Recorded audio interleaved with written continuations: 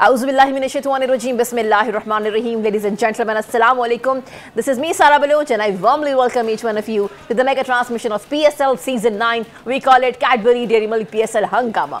The show has been presented to you by Lifebuoy Herbal Shampoo, brought to you by Kaizen Paints, powered by HBL and refreshed by Coke. Janab, I hope you guys are keeping yourself well. It was the 20th number of PSL Season 9 match between Peshawar Zalmi and Islamabad United. I'm sure वो लोग जिनका ताल्लुक पिंडी से है, क्योंकि आज पिंडी का crowd amazing था। You guys was so good, आपको देखने में मज़ा आ रहा था और थ्रिलिंग मैच साबित हुआ जनाब ये इस्लामाबाद यूनाइटेड के लिए। लेकिन व्हाट आई थिंक ये कहा जाए कि इतना गुड डे नहीं था फॉर पेशावर ज़ल्मी तो सही होगा। अगर हम बैटिंग को देखें, फील्डिंग को देखें, बॉलिंग को देखें, कुछ भी काम ना कर पाया। लेकिन वो जो मूवमेंट था ना कि जब सेकंड इनिंग में आके फर्स्ट ओवर के अंदर golden duck Babar Azam out होते हैं, in the history of PSL कभी ऐसा नहीं हुआ कि गोल्डन डक पे वो आउट हो जाएं, और वो उनका चेहरा उतरना और उसके बाद साइम अय्यूब का आउट होना, मतलब दिल टूट गया था वो सारे फैंस का, जो कि हैं तो पिंडी में रहते हैं, इस्लामाबाद के हैं, लेकिन ऑफ कोर्स बाबर आजम उनके दिल में बसता है। So yes, it was not a good day for Babar Azam. And of course आज की अगर हम मैच की डिस्कशन करें तो 196 रन ऑन बोर्ड किए जनाब इस्लामाबाद यूनाइटेड ने 4 विकेटों के नुकसान पे। पेशावर ज़ल्मी आया 167 स्कोर किया 9 विकेटों के नुकसान पे। यानी कि ये जो गेम था, हमें एक तरफ शानदार इनिंग्स नज़र आती हैं शादाब की, अगर हम बात करें इस्लामाबाद यूनाइटेड की बल्लेबाजी की, और उसके बाद जो वन मैन शो हमें नज़र आया है आज आमिर जमाल का, उनकी 87 की इनिंग्स 49 बॉल्स पे, यानी कि वो ऑलराउंडर। हमें लग रहा था कि उनकी बॉलिंग आज काम करेगी, तो बॉलिंग ने काम नहीं किया, लेकिन बल्लेबाजी ने क्या कमाल काम किया। But again he could not make it. हाँ, बात करेंगे जनाब पॉइंट टेबल के एतबार से। मुल्तान सुल्तान जनाब 7 मैचेस खेले, 6 मैचेस जीते, 1 मैच हारा with the points of 12। Then we have gotten Quetta Gladiators, they are sitting on table. उनकी पोजीशन जो है वो सेकंड पोजीशन है। 6 मैचेस खेले, 4 मैचेस जीते, 1 मैच हारा with the points of 9। Then we have gotten now जनाब सूरत हाल बदल चुकी है, इस्लामाबाद यूनाइटेड नंबर 3rd पे आ चुके हैं with the 7 points, and then we have gotten Peshawar Zalmi with the 7 points. दोनों के नेट रन रेट में फ़र्क है। then Karachi King and Lahore Qalandar. I'll come directly to my I'll go directly to my panelists. हमें join किया है 2 cricketing mindset ने, amazing cricketing mindset है। वेलकम करते हैं हम फॉर्मर कैप्टन को। अस्सलाम वालेकुम, कैसे हैं आप मलिक साहब? थैंक यू सारा, आप कैसी हैं? अल्हम्दुलिल्लाह जी, आई एम ऑल वेल। और हमें ज्वाइन किया है हमारे फॉर्मर पेसर ने, अब्दुल रऊफ साहब ने। अस्सलाम वालेकुम जी। वालेकुम सलाम। खाना वाना खा लिया आप लोगों ने? Enjoyed your meal? आपने तो बहुत अच्छा खाया। हाँ जी, बड़ा मज़ा आज हम सब ने किया। वी हैड गुड डिनर, लेकिन हम ना इतने कोई खुश हैं नहीं। उसकी वजह ये है कि बाबर आजम ने क्या किया। Sir, I would come to you. ये देखें ना, किस्मत चेंज हो गई है। इस्लामाबाद यूनाइटेड और पेशावर ज़ल्मी के पॉइंट्स तो सेम है, लेकिन नेट रन रेट में फ़र्क आ गया है। ये बाबर आजम से आज क्या हुआ? गलती क्या थी? क्या was Naseem Shah too good, या बाबर आजम को समझ में नहीं आया कि मैं कैसे आउट हो गया हूँ? उनको वो सिंगल नहीं लेना चाहिए था। हुआ क्या, क्यों आउट हो गया बाबर आजम? नसीम ने कुछ नहीं किया, बाबर रन आउट हुए हैं, और वो क्रिकेट में ऐसा हो जाता है। मगर ये था कि अर्ली ऑन बाबर ऐसी गलती करता नहीं है, वो सिंगल ऐसी रिस्की सिंगल लेता नहीं, पर गेम का हिस्सा है, हो जाता है। पर आई थिंक मेरा ख्याल है, देखें बाबर के इर्द गिर्द ही टीम घूमती है। आज आपको रियलाइज़ कर लेना चाहिए लोगों को कि जैसे ही बाबर आउट हुआ, एकदम पेशावर जो थी वो अंडर प्रेशर आ गई और उनसे वो खेल नहीं पाए, एकदम 4-5 आउट हो गए। मगर ये मैं एक बात करूँगा, उसके बावजूद 5 आउट होने के बावजूद आप देखें कि किसी टाइम भी ऐसा नहीं लग रहा था कि पेशावर ये मैच नहीं जीत सकता। जमाल से आप एक्सपेक्ट नहीं कर सकते थे कि इतनी अच्छी इनिंग है। उसकी रीज़न ये थी कि विकेट इतना अच्छा था कि यहाँ कोई भी प्लेयर जो है जो थोड़ा सा सेंसिबल खेलेगा वो स्कोर कर सकता है। अगर आप इस्लामाबाद की इनिंग देखें, इस्लामाबाद की 2 विकेटें गिरने के बावजूद, जिनकी हम बहुत तारीफ़ कर रहे थे, एलेक्स हेल्स की और मनरो की, दोनों आउट हो गए। उसके बावजूद उन स्कोर करने की वजह क्या थी कि वो उनका पैनिक बटन दबा हुआ था कि हमने अगर 200 स्कोर नहीं किया, ये गुड लक थी उनकी। ये मैं आपको बताऊं, इस्लामाबाद की गुड लक थी कि इस्लामाबाद के माइंड में ये था कि अगर हमने 200 स्कोर नहीं किया तो हम ये मैच नहीं जीतेंगे, और उसी चक्कर में वो तेज़ खेलते रहे। आप देखें, शादाब आया, उसने एक बॉल नहीं रोकी, और ये विकेट ऐसा था कि यहाँ ये बॉल पे बैट आ रही थी, ये नहीं था कि बॉल रुक रहा है बैट पे बॉल नहीं आ रही, तो उसका उनको फ़ायदा हुआ। को एक रिदम में मारते रहे शॉटें और शॉटें लगती रहीं। इधर प्रॉब्लम ये हुई पेशावर में कि बाबर के आउट होने से एकदम अंडर प्रेशर आया। और दूसरी बात हमने याद होएगा पहले सेगमेंट में कहा था कि ये नए बॉल पे ये बॉल स्विंग करेगा, सीम करेगा और उसको अफगानिस्तान वाला जो नवीनुल हक को खेलना चाहिए, क्योंकि नए बॉल पे ये थोड़ा सा मॉइस्चर होएगा तो फ़ायदा होगा। आप देखें नसीम शाह ने बड़ी अच्छी बॉलिंग की, हुनैन ने बड़ी अच्छी बॉलिंग की, इसलिए कि नए बॉल को वो हेल्प कर रही थी।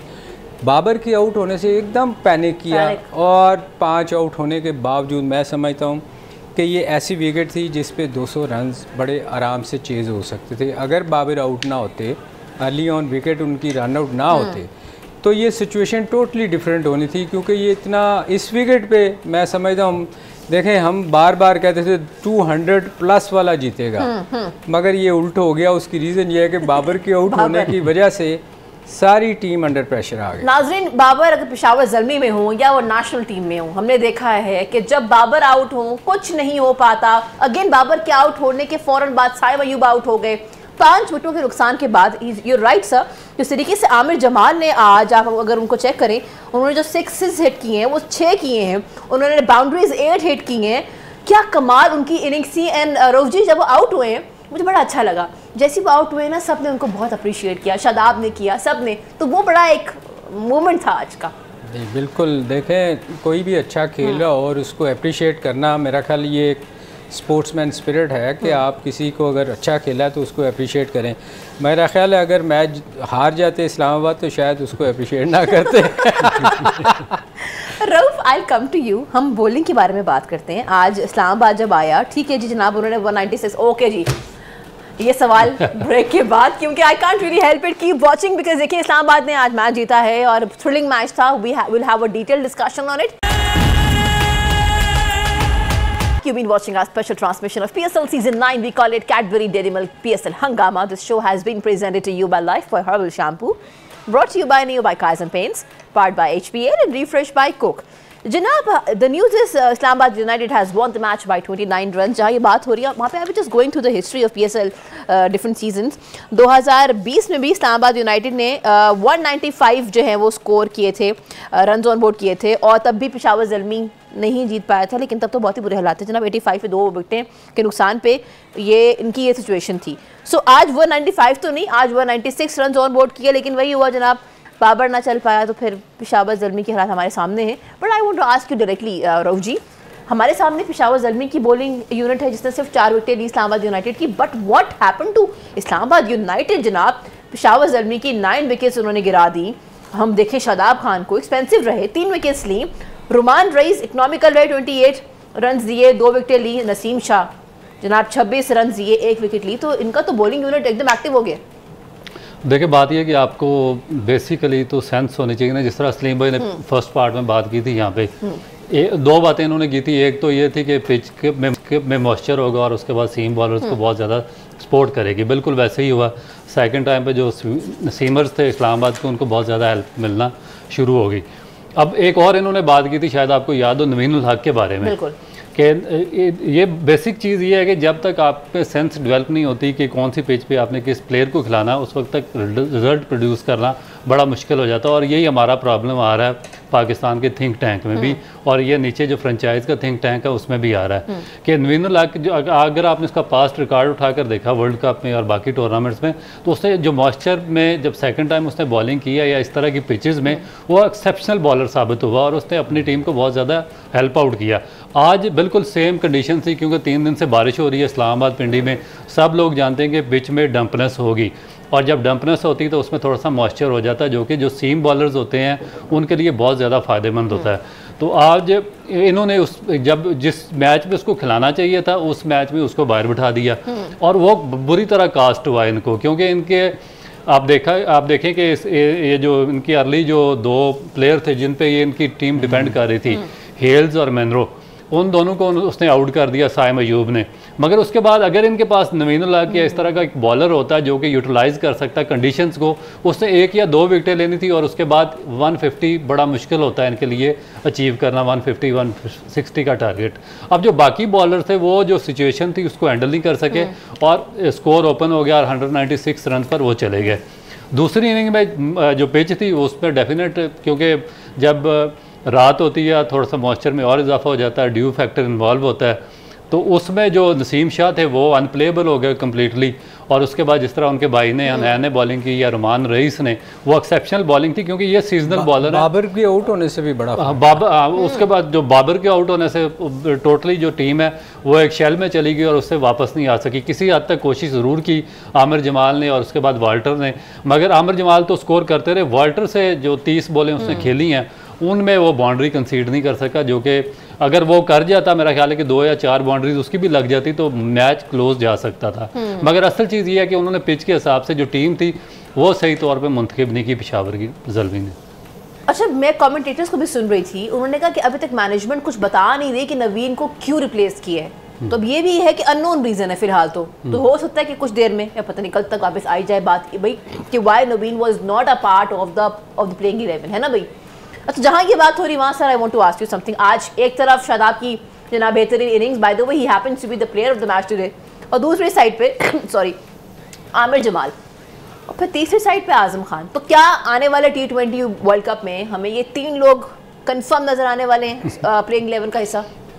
नहीं, बिल्कुल ये कंफर्म हो सकते हैं। उसके लिए आपको एक काम करना पड़ेगा कि इस्लामाबाद की विकेट पिच जो है वो वर्ल्ड कप के लिए साथ लेके जानी, अमेरिका शिफ्ट करनी पड़ेगी। अमेरिका शिफ्ट करनी पड़ेगी उसके लिए कि वहाँ ऐसी पिचेस नहीं मिलेगी, डिफरेंट कंडीशन होएगी, मुश्किल होएगी वहाँ। तो ये देखें, हर प्लेयर जो है ना वो उसको आपने जज करना है हर कंडीशन में। ठीक है, आपने मुल्तान में जज किया, आपने कराची में किया, पिंडी में तो पैराडाइज है बैट्समैनों के लिए, ये तो कंफर्म है ना। आप पिछला सीज़न भी देख लें, आज भी इवन देख लें, जमाल कमाल, जिसको आप इसमें कोई शक नहीं, कोई अच्छी हिटें मारता है, पर अकेला मैच ले जा सकता था। तो ये चीज़ें जब आप सिलेक्शन करती हैं ना, तो फिर आपको बहुत सारी चीज़ों को देखना पड़ता है कि कहाँ किस बंदे ने कैसे खेला है। फिर आप जाके एक टीम बनाते हैं ना। आप एक इस्लामाबाद की पिच से तो मेरा ख्याल है राउफ और मैं भी बैटिंग करें तो शायद हमें भी सिलेक्ट कर ले तो एक पिच से आप सिलेक्ट नहीं कर सकते, बड़ा मुश्किल है उसके लिए। तो आप ओवरऑल देखें कि ओवरऑल मुख्तलिफ कंडीशन में जिसने स्कोर किया है, उसमें रिजवान को आप देखें ना, हर कंडीशन में वो स्कोर कर रहा है। तो आप इस तरह का एक वो जो आप हमेशा कहते हैं ना गुलदस्ता, हाँ, बुके बुके जो है ना, वो उससे आप पिक करते हैं कि आपने कहाँ अच्छा किया, किस कंडीशन में किया है। इस एक विकेट से आप टीम सेलेक्ट नहीं कर सकते। अच्छा, आपने बात की इसमें थोड़ा सा ऐड कर दूं मैं, ये मेरा ख्याल है कि ये जो चीज़ है ये हमारे आई एम सॉरी सर, हम यहीं से कंटिन्यू करेंगे बिकॉज ये जो बात करें बहुत इंपॉर्टेंट है। You've been watching our special transmission of PSL Season 9. We call it Cadbury Dairy Milk PSL Hangama. This show has been presented to you by Lifebuoy Herbal Shampoo, brought to you by Neo by Kaizen Paints, powered by HPL and refreshed by Coke. By the way, वो तमाम लोग जो हमारा show देख रहे हैं, you guys can send us your questions. हमारे panelist आपको जवाब देंगे। #PSL Hangama. You can send your messages on my Instagram, which is Sara Baloch Official. मैं बनूंगी आपकी आवाज़। लेकिन हम डिस्कशन कर रहे थे बैटर्स पे। Rauf ji, you were adding something to it. Selection पे मेरा ख्याल है कि सलीम भाई ने जिस तरह बात की थी वो बड़ी इंपॉर्टेंट बात है, और मेरा ख्याल है कि जो भी कोई सुन रहा है पाकिस्तान के क्रिकेट बोर्ड में या मैनेजमेंट कमेटी में या चेयरमैन, उनको ये चीज़ सामने रखनी पड़ेगी, क्योंकि सिलेक्शन बड़ा मेजर इशू है पाकिस्तान का। आप टीम यहाँ से सिलेक्ट करके लेकर चले जाते हैं एक परफॉर्मेंस पर, 2 परफॉर्मेंस पर, मगर वहाँ पर जाकर आप जो मेजर इवेंट्स होते हैं आपके लड़के परफॉर्म नहीं करते और आप मेजर इवेंट्स में बाहर हो जाते हैं। पूरे 25 करोड़ की नज़र आपकी टीम पे होती है, मगर जब परफॉर्म नहीं करती, मायूस होते हैं और उसके बाद हमारी डिस्कशन शुरू हो जाती है। तो ये डिस्कशन पहले होनी चाहिए, और इस पर उन्होंने बड़ी वैलिड बातें ये की हैं कि आपको मुख्तलिफ कंडीशंस में प्लेयर को परखना पड़ेगा। आपके जो सिलेक्शन कमेटी है, थिंक टैंक है, उनको टाइम ग्राउंड्स में लगाना पड़ेगा। ये नहीं कि अगर इस्लामाबाद की पिच पर एक बैट्समैन ने 2 अच्छी इनिंग खेल दी तो आपने उसको पिक किया, वर्ल्ड कप की टीम में डाल दिया। एक स्पिन बॉलर ने कराची की पिच पर जो स्लो और स्पिन बॉलर के लिए इफेक्टिव है वहाँ पे परफॉर्मेंस दी, आपने उसको पकड़ा, वर्ल्ड कप की टीम में डाल दिया। एक फास्ट बॉलर ने अगर मुल्तान की ओवरकास्ट कंडीशंस में या जहाँ पर पिच सीमर्स को सपोर्ट कर रही थी या लाहौर में, वहाँ पर अगर उसने बॉलिंग अच्छी कर दी, 2 स्पेल अच्छे कर दिए, तो आपने उसको वर्ल्ड कप के लिए सिलेक्ट कर दिया। ये नहीं होना चाहिए। आपको एक पूरा ओवरऑल एक जायज़ा लेना पड़ेगा। जो तीनों आपके ये वेन्यूज़ हैं, कराची, मुल्तान, लाहौर और रावलपिंडी का, इसमें आप देखेंगे कि कौन सा बॉलर ऐसा है जिसने चारों जगह पे इक्वली अच्छी बॉलिंग की है, कौन सा स्पिनर ऐसा है जिसने चारों जगह पे अच्छे रिजल्ट प्रोड्यूस किए हैं, बैट्समैन कौन सा है जिससे कराची की जो स्लो पिचेज़ हैं वहाँ पर भी अच्छी बैटिंग की है, जिससे जो स्विमिंग कंडीशन थी मुल्तान और लाहौर की वहाँ पे भी अच्छी बैटिंग की है, और जो बैटिंग पैराडाइज थी पिंडी की वहाँ भी अच्छी उससे बैटिंग की है। तो जब आप इस तरह एक यूनानिमसली डिसीजन लेंगे और चारों जगह पे परफॉर्मेंस नोट करके आप टीम सेलेक्ट करेंगे, तो वो जाकर आगे पाकिस्तान की टीम को वर्ल्ड कप में बेनिफिट होगा उसका, और पाकिस्तान कुछ बेहतर रैंकिंग पे खड़ा होगा। अगर आपने इसी तरह एक एक 2 परफॉर्मेंस पे, जिस तरह हम बात करते हैं कि आज उसने बड़ी अच्छी बैटिंग कर ली, आज उसने बॉलिंग कर ली, अगर इस तरीके से हम टीम सेलेक्ट करेंगे तो फिर हमारा वही हाल होगा इस वर्ल्ड कप में भी जो पिछले वर्ल्ड कप में, एशिया कप में और T20 वर्ल्ड कप में हो चुका। तो इसलिए जो इन्होंने बात की, मेरा ख्याल है कि बहुत ज़्यादा इंपॉर्टेंट है, इसको पे नज़रसानी करनी पड़ेगी। ये बड़ा इंपॉर्टेंट मरहला है हमारे लिए, देखिए, क्योंकि इसके बाद हमारा T20 वर्ल्ड कप आ रहा है, तो बहुत सारे क्वेश्चंस हैं, लेकिन ये देखना बड़ा इंपॉर्टेंट है कि ऐसा प्लेयर जो हर तरह की कंडीशन में खेल सके, आप उसको साथ लेके जाएं, बिकॉज दुनिया देखेगी और ऐसी ऐसी टीम्स हमारे सामने होंगी, कंपटीशन बहुत ज़्यादा होगा। So we have no time कि हम कोई वक्त ज़ाया करें, बहुत समझदारी के साथ हमें फैसला करना पड़ेगा। जहाँ हम ये बात कर रहे हैं वहाँ पे I come to you Saleem साहब, अगर हम देखें, I was just going to Mohammad Haris के स्टैट्स, PSL की बात करें या उनके T20 के हम स्टैट्स की बात करें या उनके T20 इंटरनेशनल के स्टैट्स की बात करें, 2022 और 2024 जनाब, कभी आते हैं 7 रन बनाते हैं, 28 बनाते हैं, मैक्सिमम जो उन्होंने रन बनाए वो 31, और अगर हम T20 PSL के अतबार से बात करें तो मैक्सिमम इनके जो है वो भी कभी 12, कभी 19, कभी 6, कभी 7। सर ये 1 डाउन खेल रहे हैं, और ये क्या खेल रहे हैं और ये क्यों है टीम के अंदर? देखें, ये रऊफ़ ने जो अभी मेरा ख्याल बड़ा क्लियरली वाज़े किया है इसी चीज़ को कि आप देखें, हारिस ने एक या 2 इनिंग थोड़े स्कोर किए थे ऑस्ट्रेलिया में, कुछ चौके छक्के मारे थे, कोई एक आध और इनिंग PSL में शायद कोई खेली थी। उसके बाद हम हाइप क्रिएट कर देते हैं उस प्लेयर की कि इससे अच्छा पाकिस्तान में प्लेयर ही कोई नहीं है, ये पाकिस्तान का विव रिचर्ड है, बैरी रिचर्ड है, मतलब उसको पता नहीं किस किस के साथ मिलाते हैं। तो हमारे एक कप्तान थे पाकिस्तान क्रिकेट टीम के, वो इस तरह प्लेयर्स के साथ करते थे और हम हंसा करते थे कि 2 मैचों के बाद इसको गालियाँ पड़ी होनी है, और वो एग्जैक्टली उसको गालियाँ पड़ती थी। कैप्टन कौन थे? नहीं, वो नहीं बता सकता, वो सीक्रेट है। okay. तो ये हम जो बार बार एक चीज़ कहते हैं कि हर कंडीशन में देखना पड़ेगा आपको। अब आप देखें ना, हारिस रऊफ को कहाँ आप देख रहे हैं, स्ट्रगल कर रहा है ना। तो ये अब हम लोग ही जो उसको उठाते हैं, जो बैठ के, जो हमेशा मैं कहता हूँ कुछ जर्नलिस्ट जो लॉबियाँ हैं वो उठा देती हैं, कभी हम पूरा सीज़न उस प्लेयर को नहीं देखते कि इसने पूरा सीज़न क्या किया है। वो हम देखे बगैर 2-1 इनिंग से हम उठाते हैं और उसको ले जाते हैं, फिर वो पूरा साल हम बैठ के उसको रोते रहते हैं कि यार पाकिस्तान ने इतना पैसा लगा दिया, इसने कुछ किया नहीं। उसकी रीज़न यही होती है कि हमारा विजन ही कोई नहीं है, हमें पता ही नहीं कि इसकी एबिलिटी कितनी है। वो जो लगाए जाते हैं जो सो कॉल्ड सिलेक्टर्स, उनको इतनी वो उनकी अकल ही नहीं है इतनी कि वो इन चीज़ों को देख सके। वो बस जो परफॉर्मेंस का 1-2 की वो सिलेक्ट कर लेते हैं। ये गलत तरीका है, ये इस तरह नहीं होना चाहिए।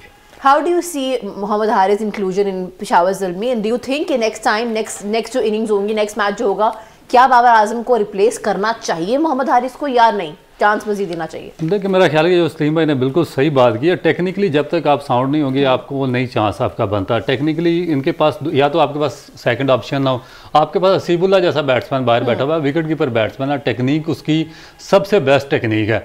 एक इनिंग भी उसने 42 रन की शायद इनिंग भी खेली है। क्यों नहीं खिलाया? देखें, सलीम भाई उसने 42 रन की इनिंग खेली थी, उसके बाद उस सेकंड मैच में उसको नंबर 7 पे भेजा और उसके बाद उसको ड्रॉप कर दिया गया। अच्छा, ये बाकी दुनिया की जितनी भी लीग्स होती हैं जिसमें IPL है, बिग बैश है, जो अच्छे इस तरह के प्लेयर्स होते हैं उनको डेवलप किया जाता है।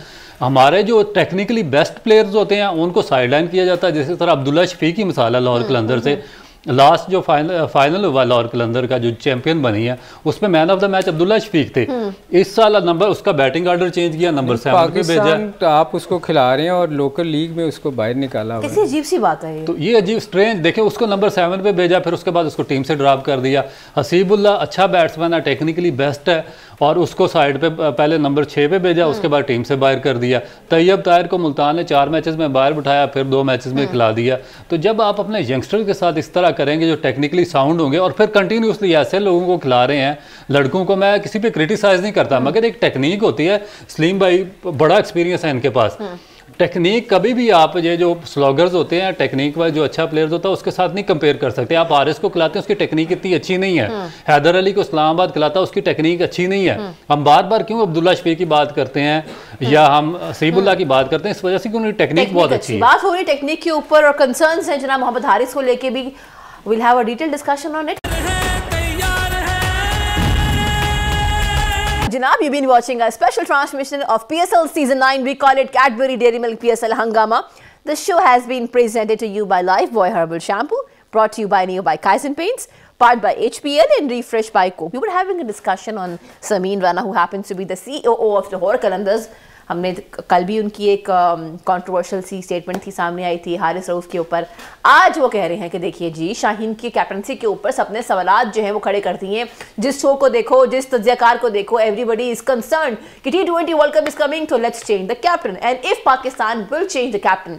तो जनाब उनका कहना ये है कि शाहीन से अभी आप कैसे एक्सपेक्ट कर सकते हैं कि वो कैप्टनसी ना करे पाकिस्तान की, क्योंकि अभी 2 दफा डिफेंडिंग चैंपियन हम रह चुके हैं और ये कोई सही बात नहीं है कि जस्ट बिकॉज हमने मैचेस नहीं जीते तो आप उनके कैप्टनसी जो है उस पर क्वेश्चन शुरू कर दें। Sir, what is your take on him defending Haris पहले और अब वो डिफेंड करे शाहीन को? देखिए, पहली बात तो ये है कि इसकी डिस्कशन ही नहीं होनी चाहिए। ये बंदा मेरे ख्याल में इसकी कोई क्या वैल्यू है, इसकी वे एक लीग का फ्रेंचाइज का ओनर है। मतलब वो तो चाहेगा कि उसकी लीग का बंदा कप्तान हो, मगर बात ये है कि फैक्ट पे बात करनी चाहिए ना। उसने उसको कप्तान बनाया, उसने वहाँ उसकी परफॉर्मेंस अगर देख लें, यहाँ अगर आप परफॉर्मेंस देख लें लीग में, उसने, मैं हमेशा कहता हूँ कि उसकी टीम इसलिए जीती थी कि उस वक्त राशिद था। अब पता तो कप्तानी का जब चलता है ना, जब आपकी टीम अच्छी ना हो, जब आपकी टीम अच्छी ना हो, आप उसमें फ़ाइट करें और दिखाएं कि मैं फ़ाइटर हूं और आपकी टीम लड़ के हारे। आप तो सीधे सीधे मैच हारे हैं, इसमें आपकी कप्तानी तो कहीं नज़र नहीं आई। देखें ना, हम जो बात कर रहे हैं कि कप्तान अगर लोग कह रहे हैं चेंज कर रहे हैं, तो मेरा नहीं ख्याल कि वो गलत कह रहे हैं। इसलिए कि देखें, वो एक तो यंग, बहुत उसकी यंग एज है। ये कप्तानी इतनी जल्दी आपको नहीं आती, इसमें कोई शक नहीं। उसको टाइम लगता है। उसको लाहौर कलंदर की कप्तानी 1-2 साल और करनी चाहिए, सीखना चाहिए। मे बी उसको लेटर ऑन किसी वक्त वो जाके अगर समझ आती है कि ये उस प्रोसेस से गुजर चुका है, तो ज़रूर कप्तानी करवानी चाहिए। मगर मेरा ख्याल अभी टू अर्ली है उसकी कप्तानी के लिए। उसके लिए आपको एक एक्सपीरियंस कप्तान चाहिए जो आपको नज़र आ रहा है कि जो आपकी लीग में भी अच्छा कर रहा है और पिछले कई सालों से कर रहा है। और मेरे ख्याल में रिजवान से बेहतर मुझे इस वक्त कोई कप्तान आपके नज़र नहीं आ रहा। तो जो डिसीजन भी पीछे से लेता है ना, जो विकेट कीपर होता है ना, हमेशा आप देखें, धोनी की मैं मिसाल हमेशा देता हूँ कि दुनिया का सबसे बेस्ट मुझे जो कप्तान लगा था वो धोनी लगा, इसलिए कि जब भी कभी उसने रिव्यू लिया उसका कभी ख़राब नहीं हुआ। आज अगर आप देखें उसको यार इसके लड़का जो है मोइन का बेटा आज़म खान, आज़म ने 2-3 दफ़ा वो जैसे एक नया लेग स्पिनर या स्पिनर कोई बॉल कर रहा था ना, जब भी पैड पे बॉल लगती है वो अपील करता है। हालांकि विकेट कीपर सबसे जो डिसीजन अच्छा ले सकता है ना, वो विकेट कीपर लेता है। तो बात ये है कि रिजवान का अगर आप जब भी डिसीजन देखें, उसके मोस्टली 90% उसके ठीक डिसीजन होते हैं कि उसको समझ है। तो ये जो शाहीन की बात करते हैं ना, हम शाहीन के कोई हमारा कोई पर्सनल लड़ाई थोड़ी है यार, हम तो पाकिस्तान के लिए बात करते हैं। तो अभी उसके लिए बहुत अर्ली है उसको कप्तान बनाना। आप पीछे से उसके अगर उसकी परफॉर्मेंस देखें कोई इतनी अच्छी नहीं है। लोग टाइम लगता है ज़रूर सीखने में कि बार बार कप्तान भी चेंज नहीं होने चाहिए, मगर उसके लिए अभी ये सूटेबल चीज़ कप्तानी नहीं है, उसको नहीं करनी चाहिए। अच्छा जी, लास्ट 2 मिनट्स रह गए हैं, लेकिन यहाँ पे I would like to add, I would want you to quickly comment on it. Inzamam ul Haq पीछे नहीं रहे जनाब, अपने शो में बैठ के उन्होंने कहा कि देखिए जी, खान साहब की अगर हम बात करें 82 का वर्ल्ड कप हम हारे, 87 का वर्ल्ड कप हम हारे, उसके बाद जाके हम 92 का वर्ल्ड कप जीते हैं। हमें बी पेशेंट होना पड़ेगा, ऐसे नहीं। हमें देखना है कि भाई वो जो इतने मैचेस हार गए, T20 न्यूजीलैंड की सीरीज हम हारे, अब वो लाहौर करंदस भी हार गए, give him some time, he will come back. What is your take on this? देखिए, मेरा ख्याल कि बहुत ही स्ट्रेंज स्टेटमेंट है कि आप किसको किसके साथ मिला रहे हैं। आप इमरान खान के साथ मिलाना मेरा ख्याल है कि शाहीन अफरीदी को, तो एक मेरा ख्याल है आप इसको जुल्म अजीम ही कह सकते हैं। और इसके अलावा क्या कह सकते हैं कि ना आपका कोई रिकॉर्ड है, ना आपका कोई एक्सपीरियंस है फर्स्ट क्लास में, ना आपका डोमेस्टिक क्रिकेट में कोई एक्सपीरियंस है। आपको पाकिस्तान का कैप्टन बना दिया गया और उसके बाद आप कहते हैं कि आप हारते रहें और कंटिन्यू करते रहें। वर्ल्ड कप हम हार गए, T20 वर्ल्ड कप हम हार गए, एशिया कप हम हार गए, 4 सीरीज़ हम हारे हैं, 5वें छठे नंबर पे हम टेस्ट, वनडे और T20 में फिनिश कर रहे हैं। और हम कहते हैं कि जो जिस तरह चलता है वो पाकिस्तान टीम में आकर सीखता रहे और हम उसको चांसेस देते रहे। ज़्यादा बात यह है कि ये सब एक दूसरे के कहीं ना कहीं रिश्तेदार हैं और सब एक दूसरे को oblige भी करते फिर रहे हैं। तो हम इनके रिश्तेदारों को oblige करते रहे, पाकिस्तान मैच हारता रहे, ये कम अज़ कम हम तो नहीं अफोर्ड करते। जी, मुझे लगता है आज ना इस पे डिस्कशन हमारी कंप्लीट हुई नहीं है, ये बात यहाँ पे खत्म हो जाती है। हैशटैग जुल्म अजीम है कि आपने खान साहब को मिला दिया है जनाब शाहीन शाह अफरीदी से। कल हम इसी को आगे कंटिन्यू करेंगे। This is me Sara Baloch signing out. Thank you for coming here and being a part of the show. आपका बहुत शुक्रिया। Give me your feedback on Sara Baloch official. जाते जाते पाकिस्तान जिंदाबाद। अल्लाह हाफिज़।